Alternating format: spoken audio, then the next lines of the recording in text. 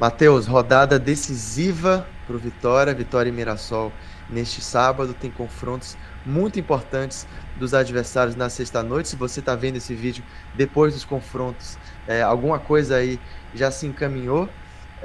Vamos falar um pouco do jogo, falar um pouco dessa situação da tabela que a gente conversou também na última live aqui do Visão Colossal, que eu convido vocês a assistirem. Vai ser uma live muito útil aí até o final do campeonato para vocês entenderem quem tem que secar, qual é a situação dos adversários, quem tem mais chance ou menos chance aí de brigar com a gente. Antes disso, peço que você deixe o seu like no vídeo, é muito importante aqui para fortalecer o nosso trabalho, tá? Se inscrever também no canal, caso você ainda não tenha se inscrito. E vamos nessa, Matheus. Vitória e Mirassol, 4 horas da tarde. A gente conseguiu aí um acordo com o Mirassol para assumir também a arquibancada visitante, então o Barradão vai estar completamente tomado, diferentemente até dos outros jogos esse ano. Deve ser o jogo mais lotado, porque a gente conseguiu aí 3 mil a mais de visitante. Do ponto de vista de campo e bola, Matheus, a gente tem a volta de William Oliveira, sem saber ao certo ainda se volta como titular, porque o Ronald, para mim, fez um bom jogo contra o Sport. E os desfalques de sempre, não tem nenhum desfalque pontual para esse jogo, né? Só os que já eram e continuam, o que é uma ótima notícia, porque o Vitória vinha tendo desfalques pontuais ao longo dos últimos jogos. Não temos suspensão, talvez aí pela primeira vez em muito tempo a gente não tem algum terceiro amarelo, porque o time que toma cartão amarelo é esse time do Vitória, né? E o Mirassol tem um desfalque, que é o Gemes, o zagueiro que tomou o cartão amarelo, terceiro amarelo, e outros também que já eram desfalques de meses, como o caso do Carioca, né, do Edson Carioca, atacante. Queria saber aí sua visão para esse jogo de campo e bola, Matheus. Vitória e Mirassol, qual que é a sua expectativa para amanhã? É isso, Rafa. Então, até reforçando o que você falou aí, convidando a quem está assistindo esse vídeo, voltar lá na nossa live também, que a gente fez essa semana, que foi bem interessante. A gente vai fazer outras, né? Porque esse cenário vai mudando rodada a rodada. E para minha expectativa para o jogo, trazer a expectativa, né, o que a gente comentou lá. Né? A gente sabe que o Mirassol é um time que tira a posse, né? E o Vitória já tem um perfil de ser um jogo mais reativo, e isso se intensificou com o Jair Ventura. Foi a forma como ele achou, né, de tornar o Vitória mais competitivo. Então a gente vai esperar um jogo bem truncado, né? O Vitória se defendendo, espero que se defenda bem, como vem acontecendo nos últimos jogos, né? A gente vem sofrendo poucos gols, e aproveitar as chances que tiver lá na frente. Precisa ser letal, precisa aproveitar a primeira chance que tiver, já tentar fazer o gol, porque a quantidade de chances que a gente vai ter, eu acredito que vai ser muito pouco. Então vai ser um jogo difícil, um jogo duro, jogo decisivo, né? E que bom que a gente conseguiu esse lado visitante aí. Vão ser mais 3 mil vozes lá para apoiar, ingressos esgotados. Então acho que vai ser um cenário bacana que vai estar amanhã no Barradão. Eu espero que a gente vença esse jogo para sair de vez aí dessa fase, dessa linha aí de corte para a zona de rebaixamento. Jogo rápido, Matheus. William Oliveira volta no seu time e Mateuzinho continua no banco de reservas também? Por coerência, sim, né? O William vinha fazendo bons jogos. Como eu concordo com você, também achei que o Ronald fez um bom jogo contra o Sport, né? Mas por coerência, eu acho que Jair vai manter, e eu também manteria, né? O William, apesar de eu ser não sou muito adepto ao jogo de William Oliveira, eu acho que ele atrasa muito o jogo do Vitória, né? Eu sou um apitador aqui contra ele, mas Eu por também não sou coerência muito, não. eu acho que ele vai manter. E Mateuzinho também no banco. Eu acho que Eric, apesar de eu achar que ele jogando de ala, ele estava com um desempenho melhor, né? A gente até conversou isso em off. Eu acho que Eric pegando o jogo de frente, ele é muito mais útil, né? Porque ele tem menos pressão em cima da bola, e ele consegue encaixar passes que ele não consegue jogando de beirada, porque a marcação já é mais intensificada, né? Mas eu manteria ainda Aiton, Eric, e eu mudaria de Renzo para Kaiser. É isso que eu ia te falar. Kaiser agora vai ter a oportunidade do ano de fazer a virada psicológica. A gente viu como ele estava num estado ali bem ansioso, depressivo, tendo crises de pânico, numa situação psicológica muito complicada. Ele desabafou, colocou tudo para fora depois do gol, né? Chorou muito.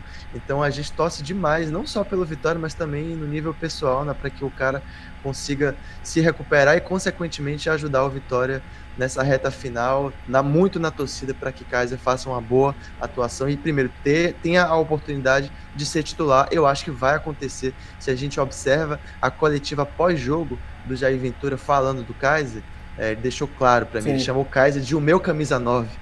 Poucos comentaram isso, ele falou o nosso camisa 9, né? Então ele sabe que o Kaiser é a primeira opção e que em ele correspondendo vai ter essa chance de volta, então espero muito que ele consiga dar esse retorno dentro de campo, Matheus. E aí, trazendo algumas estatísticas sobre Vitória e Mirassol, curiosas aqui, o Vitória é o vice-lanterna em posse de bola jogando em casa.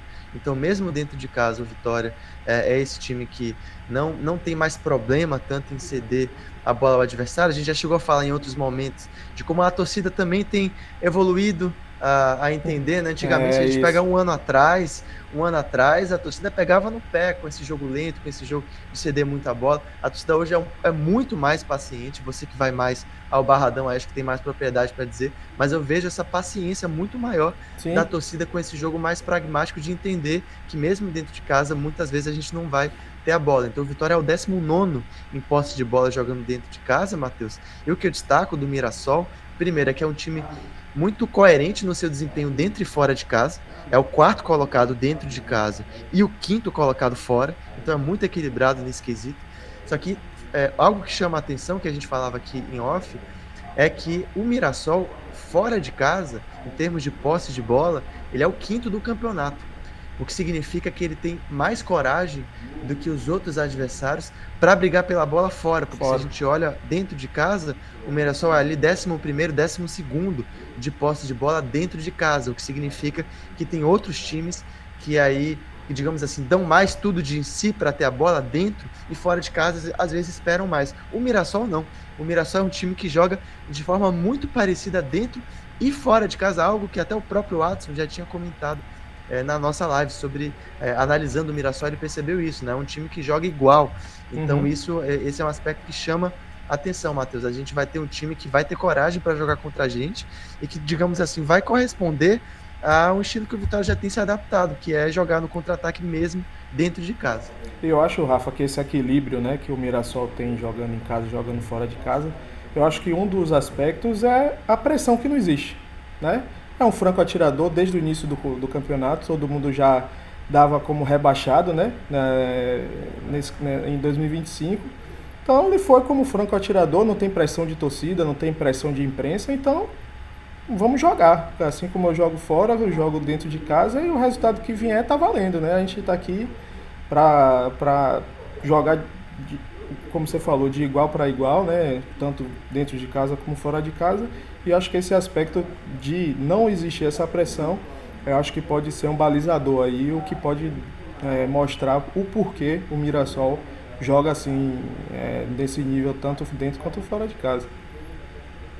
É isso, Matheus. E aí, fechando o vídeo, lembrando para o torcedor da importância dessa rodada, tá? A gente falou disso na live, assistam a nossa última live, ela ficou muito boa, modéstia à parte, acho que ficou bem completa, a gente foi bem didático em trazer os cenários.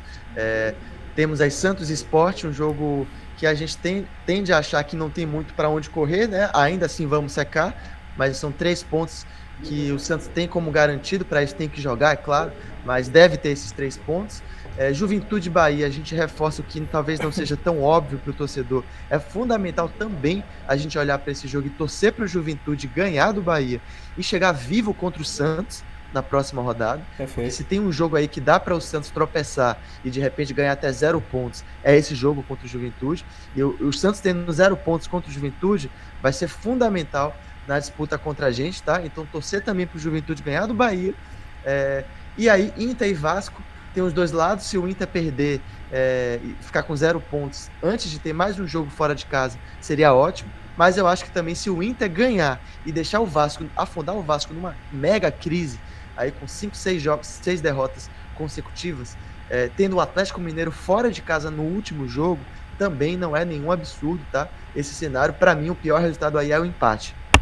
Para mim, o empate é o pior resultado desse jogo. E, por fim, Ceará e Cruzeiro no domingo, tá? O Ceará e Cruzeiro a gente também reforçou que seria fundamental o Ceará perder esse jogo. Eu acho que se Sim. até empatar já fica difícil, porque ele tem o Palmeiras na última rodada.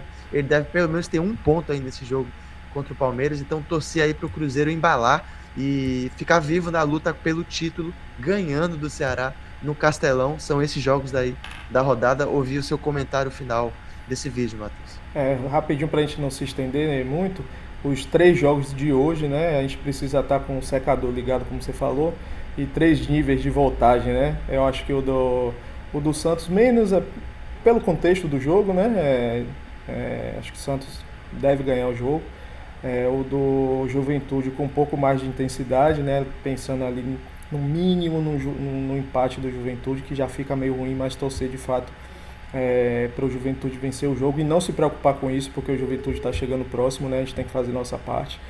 E eu discordo aí um pouco de você, eu tenho que torcer muito para o Vasco ganhar esse jogo, ele vai sair da briga, não tem problema ele sair da briga, mas eu prefiro que o Inter faça 0 ponto e fique estagnado aí, porque eu já venho falando desse Inter há 3, 4 rodadas atrás, que eu achava que era o que ia brigar com a gente.